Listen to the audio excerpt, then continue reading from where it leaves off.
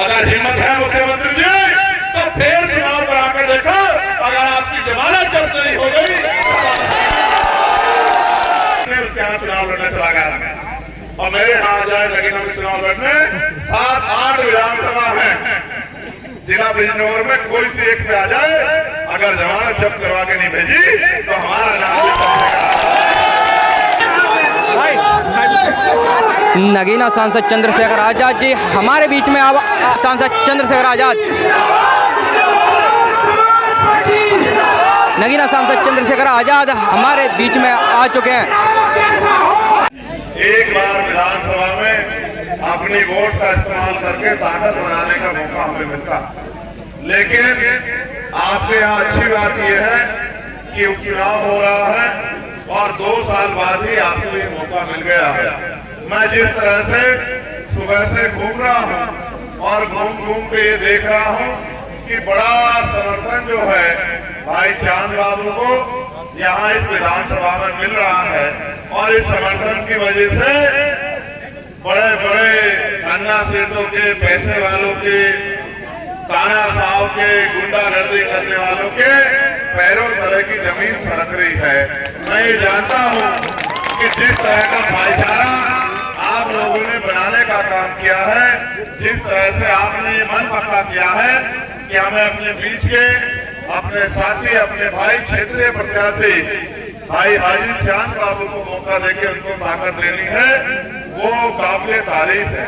मैं बहुत लंबी चौड़ी आपसे तकरीर आज नहीं करना चाहता क्योंकि अभी भी कई कार्यक्रम बाकी, लोग इंतजार कर रहे हैं। मुझे आपके यहाँ भी जल्दी आना था, लेकिन रास्ते में गंगा स्नान की वजह से जो पूरा रास्ता बंद हुआ है उसकी वजह से आने में समय लग गया। अगर वो समय न लगता तो आपके गांव में मैं लगभग 4:30 बजे के करीब पहुंच जाता। मैं ये भी मानता हूं कि आपने कई घंटे इंतजार किया है, इसके लिए मैं आपका बहुत बहुत धन्यवाद और शुक्रिया अदा भी करता हूँ। सम्मानित साथियों, जिस तरह से एक बड़ी सुंदर माला आप लोगों ने हमें पहनाई, उससे हमारा मान बढ़ाने का काम किया और सम्मान के तौर पर गुलदस्ते देने का काम किया।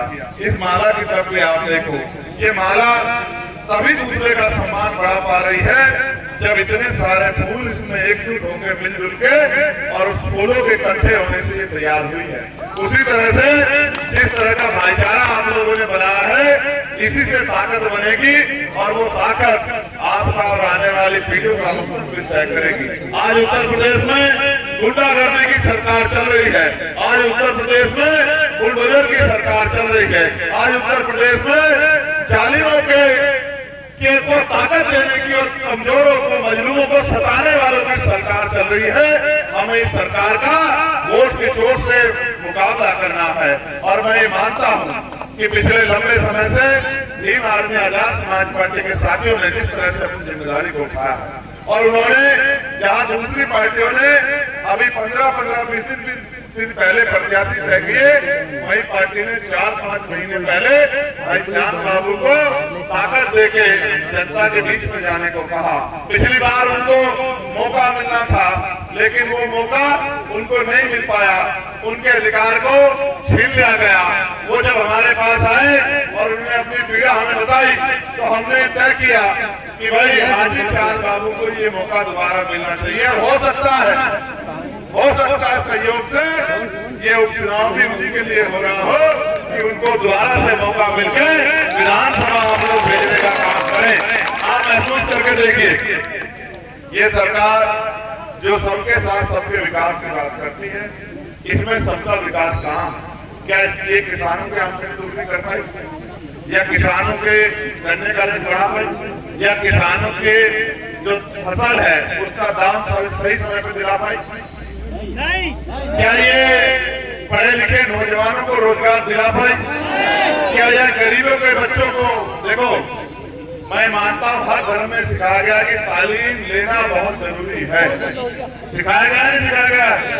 तालीम से क्या होता है? तालीम से आपकी जानकारी बढ़ती है और आपको पता लगता है कि दोस्त कौन है, दुश्मन कौन है, अच्छा कौन है, बुरा कौन है, किसके साथ रहना है, किस रास्ते जाना है और किस रास्ते की तरफ फर्क के नहीं देखना। लेकिन तालीम जहाँ से मिलती है उन स्कूलों को बंद करने का इंतजाम इस सरकार ने कर लिया है। लगभग 27,000 स्कूल ये सरकार बंद करने जा रही है। आप ये बताओ कि 27,000 सरकारी स्कूलों में पढ़ते किसके बच्चे? पैसे वालों के, पैसे वालों के, उद्योगपतियों के, पूंजीपतियों के, बड़े बड़े नेताओं के, बड़े बड़े अधिकारियों के, बड़े बड़े सेठों के। इनमें बाबू साहब के बच्चे नहीं पढ़ते, इनमें आपके और मेरे गरीब परिवार के बच्चे पढ़ते हैं। वो गरीब परिवार के बच्चे तालीम हासिल करके आगे ना बढ़ जाए, अपनी गरीबी बेबसी लाचारी को काट ना दे, अपने माँ बाप को इज्जत की जिंदगी ना दिला दे और इज्जत की जिंदगी से ना जिए, कुर्सी पर ना बैठ जाए, इसलिए स्कूल बंद करने का काम कर रहे हैं। जबकि 1,42,000 नौकरियां अध्यापक की यहाँ इस प्रदेश में खाली है और वो नौकरियां नहीं देंगे, क्योंकि नौकरियां देंगे तो दलित पिछड़ों को आरक्षण देना पड़ेगा। 1,42,000 में से लगभग 70,000 नौकरियां दलित पिछड़े वर्ग के लोगों के घरों में आएंगी। उनमें मुस्लिम भी है, उनमें हिंदू बैकवर्ड भी है, उसमें शेड्यूल कास्ट के सब जातियों के लोग हैं। तो इतने परिवार खुशहाल होंगे, इसलिए इन परिवारों को खुशहाल नहीं होना, भले स्कूल बंद करा दो। अभी इन्होंने 12-13 बस स्टैंड को प्राइवेट करने का फैसला लिया, जिसमें बरेली का भी। बरेली वालों को बधाई हो कि बरेली का बस स्टैंड भी प्राइवेट किया जा रहा है। फिर क्या होगा कि आप अगर उस प्राइवेट बस स्टैंड में बैठेंगे तो उसके पैसे भी देने पड़ेंगे। आज जो शौचालय में चले जाते हो वहाँ शौचालय के पैसे भी देने पड़ेंगे। जो पीने का पानी यूज कर लेते हो टंकी का, वहाँ पीने के पानी के पैसे भी देने पड़ेंगे। और तो और कुछ समय पहले चले जाओगे तो बैठने के पैसे भी आपको देने पड़ेंगे और किराया भी कहीं गुना पड़ जाएगा। मेरी बात को याद रखना। पहले कहते थे कि सरकारी रेल जनता की होती है, आप ये देखो जब से निजीकरण स्टार्ट हुआ आज रेल का किराया भी हवाई जहाज के बराबर है। गरीब उसमें सफर नहीं कर सकता।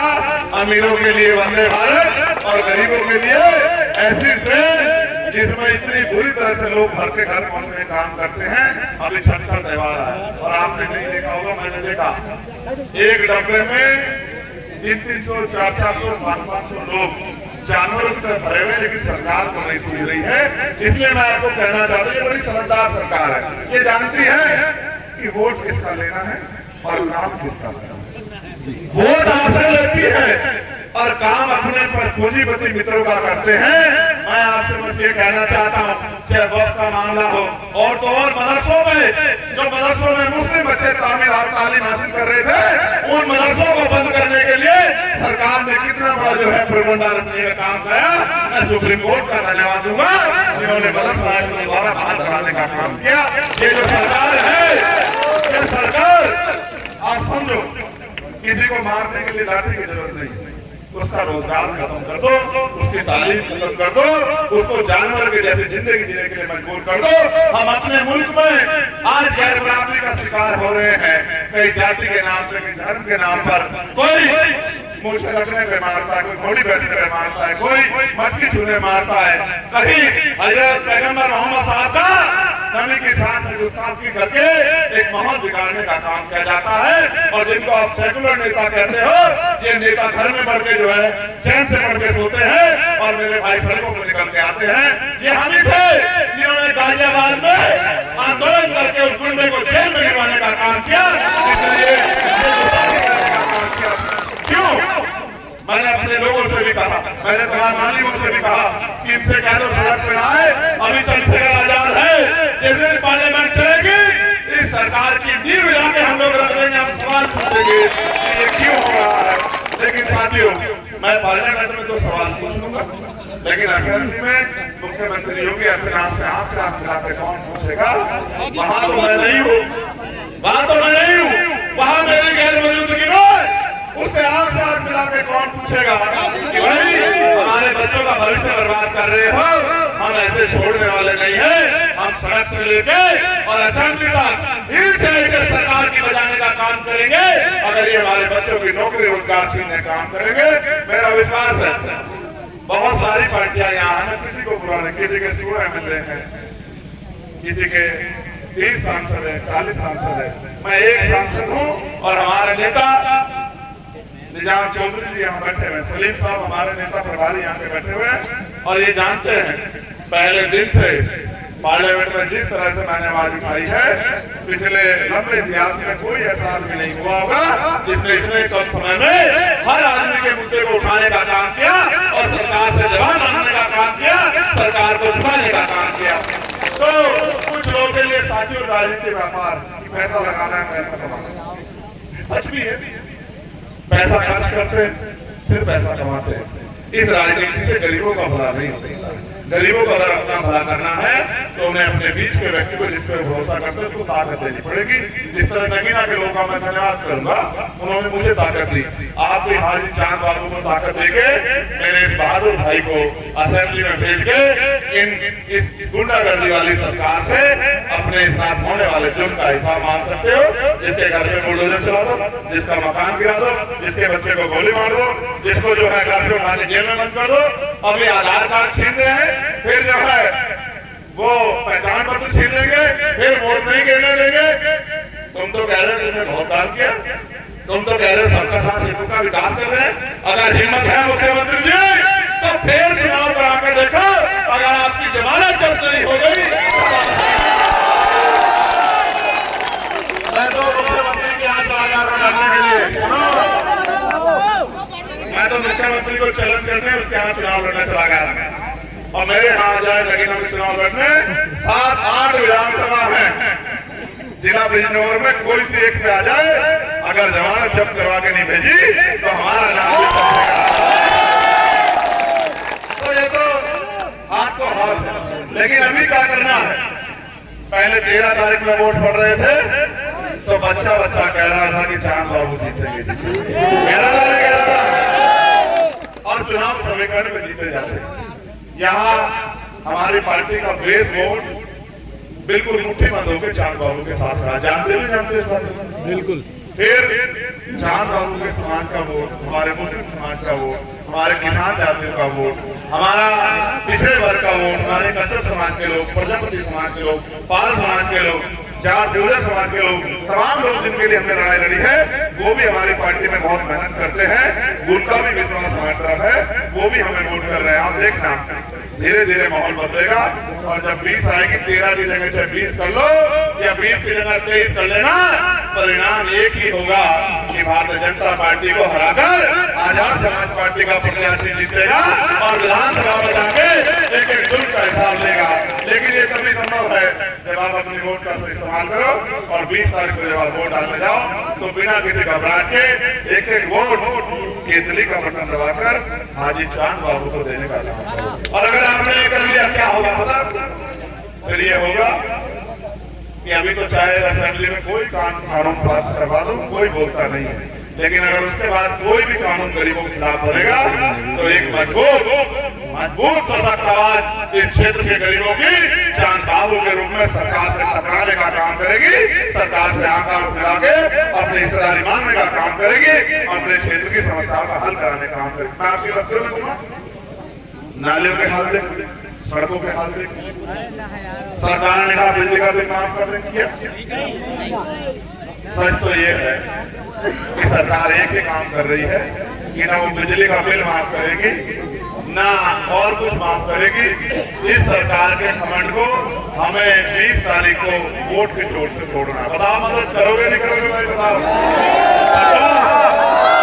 ऐसा तो नहीं कि देखो एक बात और बताओ, आप में से कोई एक आदमी जो जिम्मेदार समझदार यहाँ बैठा, ये बताओ और किसी पार्टी में प्लस वोट तो नहीं है भाई?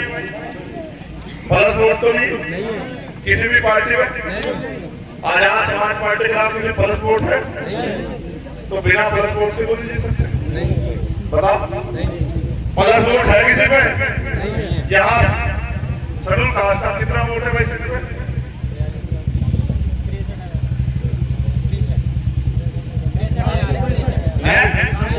ये बताएंगे पत्रकार महोदय, बताओ एक उधर की वालों बताओ। 60-65 तो शेड्यूल कास्ट का यहाँ 60,000 वोट है। वो 60,000 वोट में से उनका परसेंटेज भी खूब रहता है तो लगभग 44,000 वोट पड़ेगा। और मैं लिख कर देता हूँ चांद बाबू की गिनती ही 40,000 से शुरू होगी। इस बात को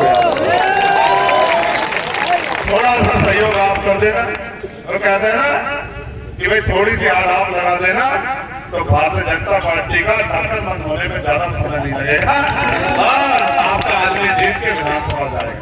मैं आप सबका धन्यवाद करता हूँ और प्रभारी जी का, हमारे नेताओं का जो मेहनत कर रहे हैं जिस तरह